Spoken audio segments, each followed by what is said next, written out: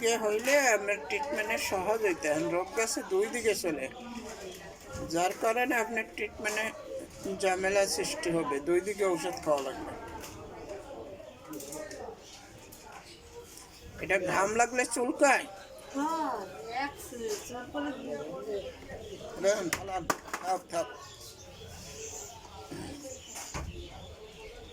খাতার মধ্যে তো ঠান্ডা কি দেয়নি, ল্যাপ খাতার মধ্যে একটু ফাঁক করে জ্বালায় রাখবেন, ঘুমের মতন করে খাতার ভিতরে যেন পা ঢুকাইতে পারেন সেই ব্যবস্থা করে দেবো অনেক। আপনার তো বিছনা খাতায় এই রোগ চলে গেছে, আপনার বিছানার চাদর কম্বল খেতা বালিশ এগুলোর ভিতরে এই রোগ আছে, এই রোগের জার্ম চলে গেছে।